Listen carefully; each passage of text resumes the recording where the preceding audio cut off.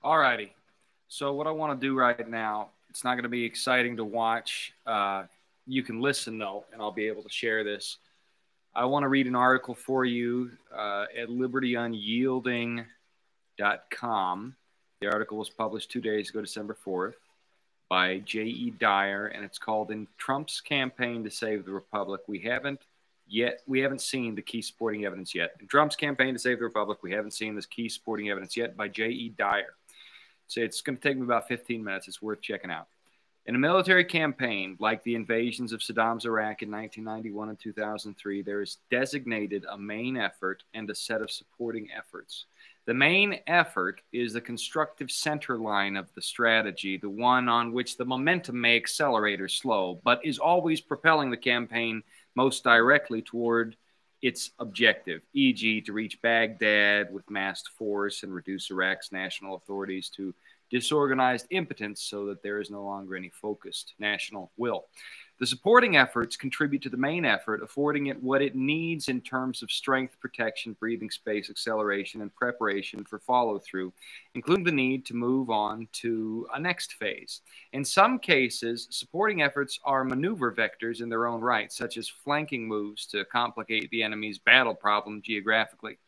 In other cases, they may be well-designed logistic activities, political gambits, or campaigns in warfare dimensions like information or strategic interdiction, e.g., eliminating the infrastructure for producing war materiel.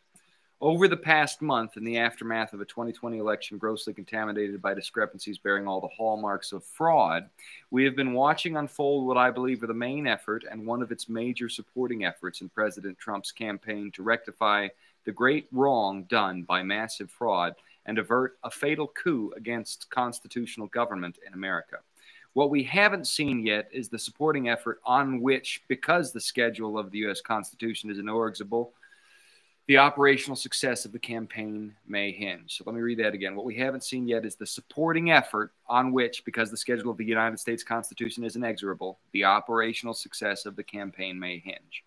The main effort is probably the least sexy, although in some ways the most dramatic, because its horizon must necessarily be a long one. The visible supporting effort is a necessary adjunct to the main effort. It cannot achieve the end state, which is for the main effort to do. But in some dimensions, it can move faster. It can set up waypoints on key terrain and perhaps win vector-shaping skirmishes. Do not be mistaken about what the main effort is. It's probably not the one most people are thinking of. The main effort is the dog and pony shows with the state legislators. The series of marathon hearings opened with a bang at Gettysburg, Pennsylvania, when I misidentified it at the time as a supporting effort. That's the writing of the author. Sorry about the lighting here, y'all. I'm just going to go for it. So don't look at me, just listen. Because of new media and the indefatigable energy of the mostly young people who run them, sessions running to nearly 4 hours or 6 or 9 are being faithfully broadcast on the web and chronicled by bloggers at dozens of top conservative sites, new media like Newsmax, OAN or One, and Right Side Broadcasting Network, RSBN, are featuring digestible segments in scheduled broadcasts, and Fox News' remnant of the evening three, Carlson, Hannity, and Ingram, are airing clips and interviewing the witnesses shepherded by Rudy Giuliani and Jenna Ellis of Trump's legal team. The legacy media are declining to have anything to do with these sessions, instead proclaiming them entirely without evidence to be false and discredited. But the point of this main effort isn't to break into the legacy media. The legacy media don't matter. They have sidelined themselves. The point is to engage the American people.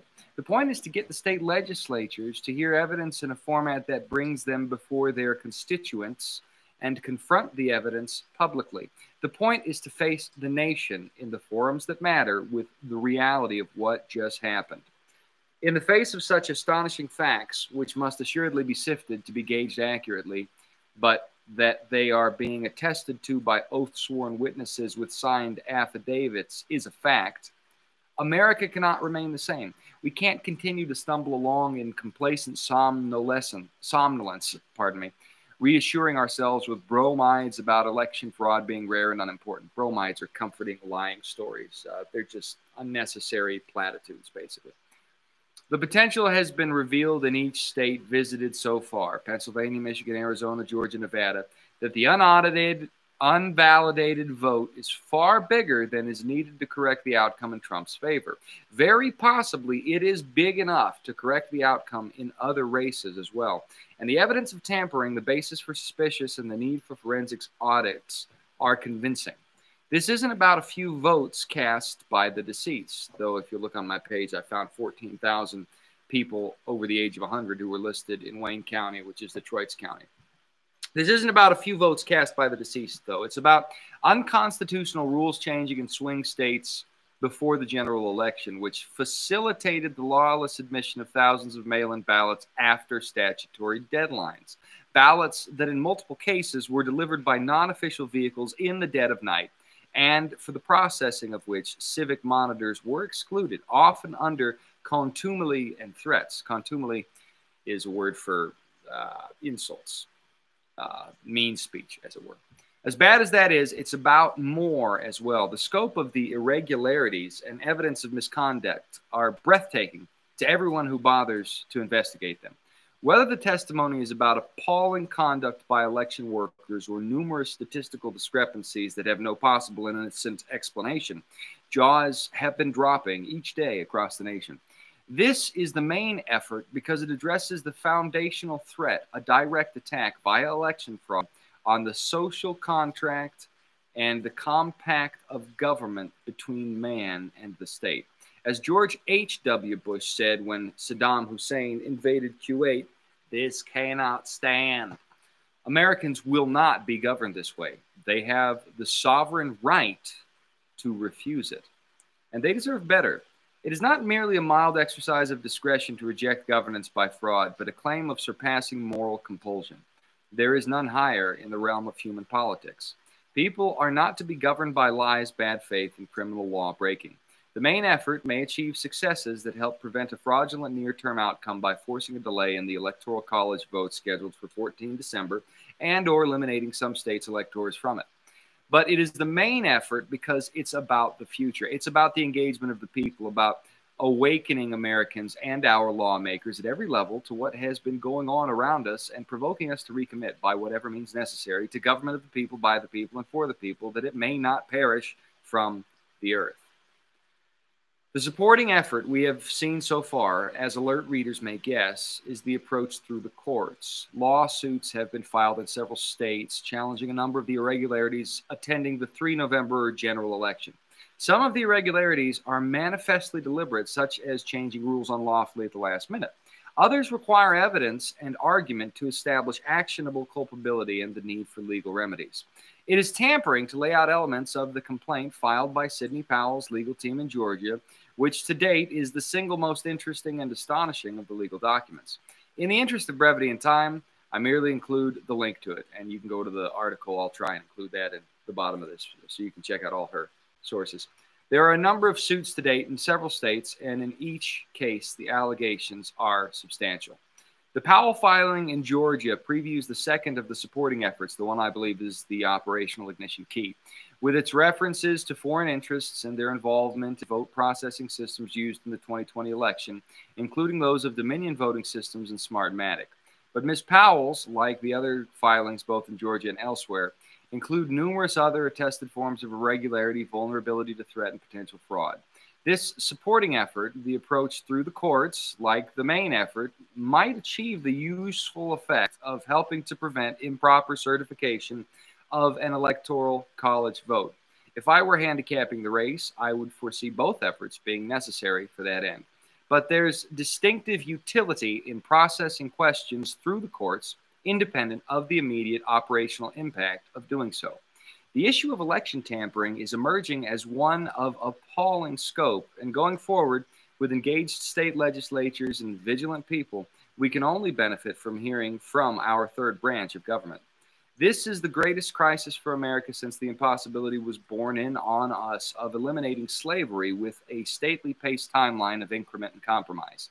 It has been more than 150 years since Americans were as engaged in anything. Now is the time for us to see an existential issue clearly, and seeing the hand of fate in such stark outline, see what our judiciary is too, as clearly as we see our legislatures and executives. Talk about 2020 being 2020. Now, I think it's worthwhile to point out at this point that the Civil War in our country had a lot more depth to it than just slavery. But I'm just putting that there. That's a point of derivation for later. A national crisis on this level must involve the whole of government, as it must involve the whole people. Although we did not have it in view in 1861, America broke the back of slavery as a government-sanctioned institution for the entire world's vision of civilized life by throwing the institution off in blood and thunder with prejudice. That's kind of true, you know. Until America did that, there was a different perspective in the world. You know, England got rid of slavery late 1700s, early 1800s, and there wasn't a war. America and Haiti are the only places where there was a war. There was a slave uprising in Haiti. Even South America, where they had, you know, slaves couldn't have families and they had Mandingo fights, there wasn't a war. So there is more to it. But the way this happened and how the rest of the world perceived it correctly, throwing the institution off in blood and thunder with prejudice, as the writer of this article said, that did impact society the world over. So she makes a good point there. What we do now about the honesty of elections, of government, and of government's accountability to protect our rights and not trample them will have a similar echo throughout the earth. I think she's correct about that as well. The simple, homely concept of executable, accountable law, the lodestone of our judges, endowed to us by our British forebears, must act as a governor on our deliberations. The third effort, for which we may discern the potential without having yet seen specific evidence, is the one Hollywood would make a movie out of. It's about concrete particulars, clashing interests, and action. Who knows? There might be a good car chase in there somewhere. I have no idea if it involves a server raid in Germany or some of the other exotic allegations making the rounds out there. Fortunately, this analysis doesn't depend on such specifics. The premise of the key supporting effort is that the U.S. government has been making use of tools we know it has to gather intelligence on conditions that pose an obvious threat to United States national security. There are several such conditions, and some of them unfolding domestically might have been picked up by law enforcement months ago, if not earlier. Planning to move ballots from one state to another, potentially an interstate conspiracy to commit vote fraud, would be one such condition. There are others, mostly involving planning and funding, that would cross state lines. But being cued to these conditions and their possibilities probably depended at some point on alertment from the links of major voting system vendors to foreign interests. Some of these links have been known to the public as well as to experts and members of Congress for more than a decade. One such link is that between the Smartmatic voting software company and Venezuela. Prior to 2016, Democrats were as apt to be concerned about it as Republicans. Indeed, as recently as 2018, Democrats like Elizabeth Warren pointed out undeniable vulnerabilities in the Smartmatic software which facilitate vote tampering. The Smartmatic company was founded in Boca Raton by a small handful of dual citizen entrepreneurs whose expertise was in deploying voting software that cooked votes for Hugo Chavez in Venezuela. Chavez. Something reported and well known in the U.S. long before Sidney Powell obtained an affidavit for her Georgia lawsuit from an individual with direct knowledge of Smartmatic's history. Smartmatic software is used in both the Dominion voting systems machines and those of election systems and software, ESS. The user manual published for Dominion machines used in Colorado for recent elections, in fact, described the very vulnerabilities of the systems to on-site tampering as if they were a feature and not a bug. It has been astoundingly well known that these weaknesses are present in hundreds of voting machines used across America, and that they were originally designed to help Hugo Chavez manipulate votes electronically. But the point for this third line of campaign effort is that the vulnerability, combined with its foreign connection, could justifiably be seen as a national security issue. Persisting for years, it could well have been exploited for some time with the intention on someone's part, foreign or domestic, to keep exploiting it. So also could be seen the history of Dominion voting systems, i.e. as a national security issue. Dominion, which was formed in Canada by a Canadian entrepreneur, began selling in the United States as a U.S. subsidiary of the Canadian company. Nothing particular would necessarily be alarming about that. But after U.S. voting systems were added to the list of critical national infrastructure in early January 2017, at the very end of the Obama administration, Dominion went on a tear, getting hundreds of its machines installed across the country between January 2017 and the midterm election of November 2018.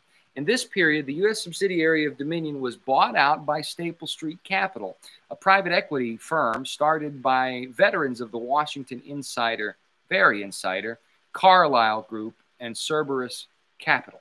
But the following year, in September 2019, a debt instrument filing in Canada showed that a number of patents involving the software that facilitates vote manipulation in Dominion machines had remained with the Canadian parent company and had been used as collateral to borrow from HSBC Canada. The patents are granted by the United States, so this assignment prompted a patent action record in the U.S. HSBC, of course, has long been a usual suspect in international money laundering and involvement in financing drug cartels, terrorism, and arms proliferation. And then the person who wrote the article has here, here, and here, for starters, their hyperlinks. We'll put the article in the comments. That alone is enough to perk up an honest FBI or Homeland Security analyst. Sorry, the description, not the comment. But about a year later, the Staple Street Capital firm launched a new private equity line, Staple Street Capital 3, that's 3 Roman numerals, which engaged as its placement agent UBS Securities Co. Ltd., a subsidiary of the Swiss bank UBS that is 75% owned by the government of China. 75% owned by the government of China. That means if you have this many fingers, China owns all but this one. UBS Securities' role in the transaction was to raise funds for the new private equity line. It obligingly did so to the tune of $400 million, according to a filing with the U.S. Security Exchange Commission, SEC, on 8 October 2020. This move does not equate to China buying Dominion voting systems as it's being depicted in some treatments, but it does equate to China getting awfully close to Dominion and bearing a big old bag of cash, which I've been hearing whispers about. I thought they had purchased it directly, but this sort of lines out what really went on in that they exerted supreme influence over that acquisition and accordingly how that trickles down through our economy. There is no such thing in law enforcement intelligence as the assumption that separate equity lines run by the same people are magically sequestered from each other in terms of monetary influence.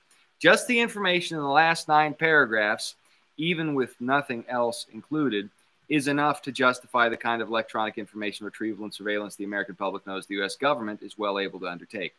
And as well-informed readers have no doubt been anxious for as many paragraphs now to point out, President Trump issued an executive order in September 2018, EO 13848, designating foreign threats to voting systems as a significant national security concern.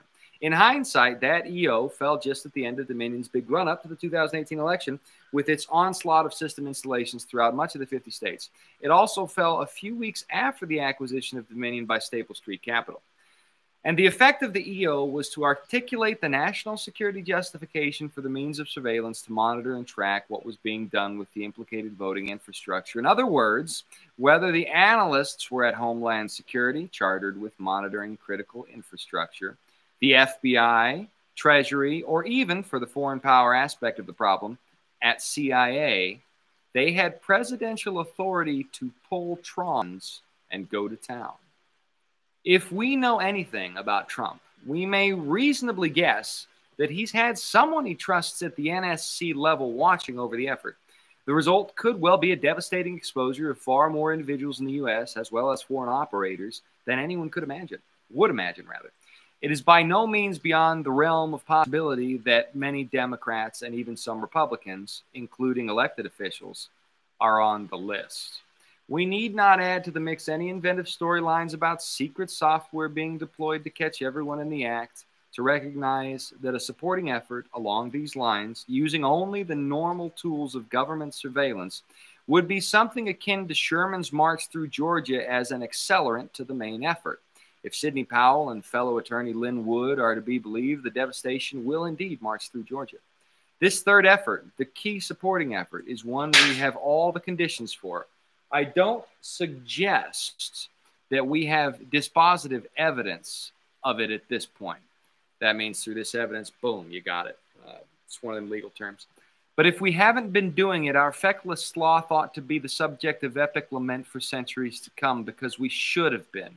The reasons for investigation and monitoring have been there in spades, and no nation has ever been as well equipped with the means. It's an interesting question how such resulting information would be conveyed.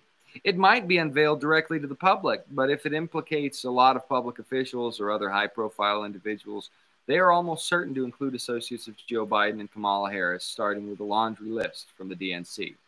That's a point that clicked for me when the Trump General Services Administration authorized funds for a transition process for Biden and Harris the Monday before Thanksgiving, and immediately afterward, Trump pardoned Michael Flynn. The timing of the latter move was interesting. Maybe it was solely to give General Flynn his Thanksgiving in peace surrounded by his family, but as discussed previously, Trump had also begun making significant personnel replacements at the Pentagon the week after the election. See here as well, it says in the article, that's a link. Prior to that, he hadn't made the effort at DOD that he had made earlier to weed out internal resistance of state, ODNI, and the NSC staff. I also can't help noticing that no matter how disappointing Barr and Durham at Justice look to Trump's well-wishers and the public, Trump keeps them on. 2 weeks before the election, Barr appointed Durham a special counsel, which, while Trump remains in office, mainly empowers Durham to file his own indictments in federal court without referring them to a U.S. attorney staff. Then, this week, Barr disclosed that he had made the Durham appointment. A friend asked if I thought that was a signal to potential cooperators to get their bids on. It may well be. If it is, that means time is short. That's, again, the person who wrote the article speaking, not me. On Wednesday, the 2nd of December, Trump made the most important speech I've ever given. Let me do it in Trump's words. The most important speech I've ever given. Love Donald Trump. Outlining instance after instance of probable fraud and undoubted vote discrepancies that ought to put the election in question. The speech was the statesman's case for his main effort, the one focused on honest government, rescuing the republic, and securing America's future. But when I listened with my ears, I noticed that Trump barely mentioned the probable source of the most deeply embedded and pervasive vote manipulation in at least 4 of the battleground states. He made almost no reference to Dominion and Smartmatic. I don't think that's because their effect is minimal or too hard to establish. It's certainly not because there is no reason to be concerned about their potential connection to foreign influence. But it may be because Trump's pattern is to respond to attacks and threats with sauce-serving symmetry. If Trump has been doing what he's had every means to do for the last 2 years, and apparently the will to do based on his EO of 2018, again, that's executive order, it's very possible it won't be the American public he informs of his findings first. Oddly enough, someone at Twitter posted a thread on Thursday with a meditation on the Battle Hymn of the Republic and verses of Julia Ward Howe's lyrics for it. And that was the Aquid Neck, A-Q-U-I-D, Neck Patriot, the Battle Hymn of the Republic. It says, fellow patriots, I've wanted to write this thread for quite some time, and though I rarely beg for help with retweets and visibility, I pray that you will indulge me here by sharing this widely. Please read on, and you can check out the Aquid Neck Patriot yourself. I've had it running in my head ever since, says the writer of the article, and it's a fitting theme for Trump's lightly sauced option as it occurs to me. There's no saying how or if it could be done between now and January. There is one possibility. There is a transition process underway in which Joe Biden has started to receive daily intelligence briefings, as all departing administrations do, as Obama's did with Trump. Trump's is likely to send special briefers for intelligence and national security topics. Not all departing administrations visit presidents-elect to brief them on dossiers purporting to detail their associates' compromising interactions with the agents of foreign powers. But Obama's visited Trump for that purpose. If tracking the massive attack on the 2020 vote nailed Joe Biden's associates, we may imagine the Trump administration will be rolling those associates up before visiting Biden with stacks of evidence waiting in courthouses. And when the Trump detail sets out for that visit to Biden, my bet, if I were a betting sailor, would be on one man leading it, Lieutenant General Michael Flynn, U.S. Army. Now here's the Battle Hymn of the Republic. Let's see if it is what I think it is. I think it is da da da da da da da da da da. Am I right?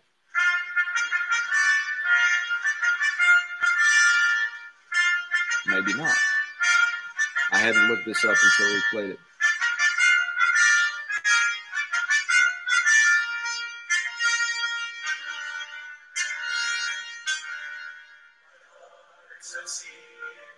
Oh no, it was right. King of the Lord, He is God. That gave me goosebumps just now. All right, so I saw this article because of a gentleman by the name of Thomas Wichter, who has a YouTube page with about 50,000 subscribers. Here, I'm going to copy paste it here. Ricky, hey Ricky, how you doing? There is also the money that came from China to Smartmatic and Dominion through a Swiss bank account. Liberty Man, you saw I said that. 4D chess indeed. Here's the article. Y'all can look at it. And I'm also going to put this article in the comments. Again, I'm sorry. The lighting's bad here. I just did this off the top of my head. I want to point out also, right now I've got 1 like and 5 subscribers. 5 viewers live. 5 live viewers.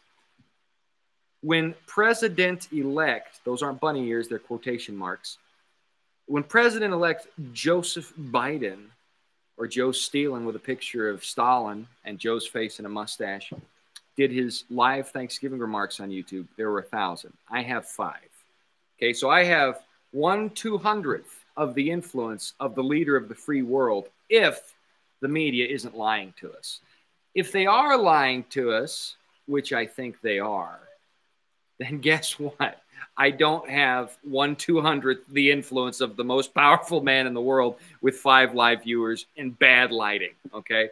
So just throwing that out there. If you get 1,000 live viewers on Thanksgiving and you're the president-elect of the United States, there's no possible way you got 80 million votes in this country. There's not. That's ridiculous. Look at how many. There's no way I am in the top 200 influencers in the world right now. Look at how bad the lighting is. You can't even see my mouth move right now. There's no way. So I just want to point that out there. Jake Bassey, good to see you, buddy. He went from L.A. to Oklahoma, which is a smart move. I'm looking at there or perhaps Tennessee myself because I believe comedy has died on the West Coast. And even in New York, what I think is going to happen with it is I think the more conservative-leaning comedians are going to head to Nashville and the more left-leaning comedians are going to head to Austin. I may be wrong. So I just did this live stream. And once I close out, I'm going to share it. If you tuned in late, you can see the beginning. Basically, I just read the article. It's linked in the comments here. I'm going to put it in the description. If you're watching now and want to save time, the article is available at libertyunyielding.com. It's called In Trump's Campaign to Save the Republic. We haven't seen the key supporting it yet. It's by J.E. Dyer and was published 2 days ago on December 4th, 2020. And it ends with that rousing battle theme of the Republic, which it turns out I did know. God bless you all. You see something, say something, spread the truth. Every one of us needs to be out. I did know. God bless you all. You see something, say something, spread the truth. Every one of us needs to be engaged in this. If we're not, we are going to lose our country. It's not just about the leadership. They're doing all they can, but we are part of the country's destiny. And that means each of us needs to do our part. So you see something, say something. That's the best thing to do. God bless you all. Au revoir.